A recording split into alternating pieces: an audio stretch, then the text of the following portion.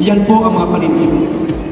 Tayo po natin tumayo, lumapit po tayo sa Panginoon sa oras nito. Hallelujah! Hallelujah! Amen mga kapatid! Hallelujah! Yung ikaw ay maraming nadala, ikaw ay nagdadala ng mga tao sa Panginoon. Kaya po mga kapatid, continue to pray also for us, for me, for us sa missions.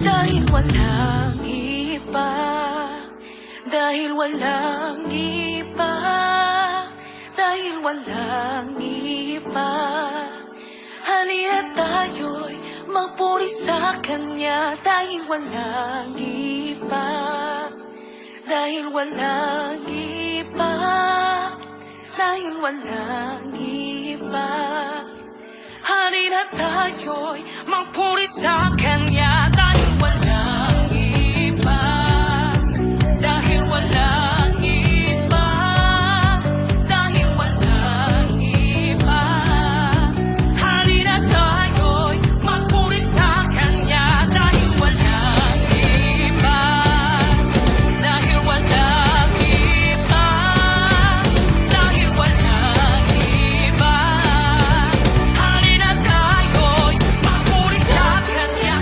Po sa anak ko. At salamat po, napakabuti po ng Panginoon hanggang isang araw, 2025, July 18, dumating na naman po ang isang napakabigat na pagsubok. Pero sa patuloy po na paglilingkod sa Diyos, talaga po ang lagi pong itinuturo sa amin sa discipleship, yung pamumuhay sa kaharian ng Diyos. Iisang Diyos, iisang Holy Spirit, at iisang kaharian na pinabibilangan po natin. Amen. So, sa lahat, dapat yung mga anak ay nag-ooperate din sa kapangyarihan na meron yung kanyang tatay sa langit. Alam niyo po yung aming namang barangay. Hindi po ito chismis, ito ay realidad that the church should operate sa power ng ama niyang nasa langit. Lakasan po natin ang amen.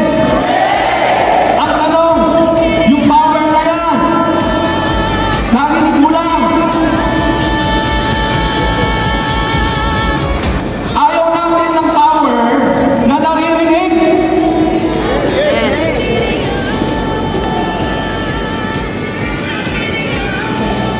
Ayaw natin ng power na hindi mo naiintindihan. Gusto natin nararanasan. Ayaw na natin maging Kristiyano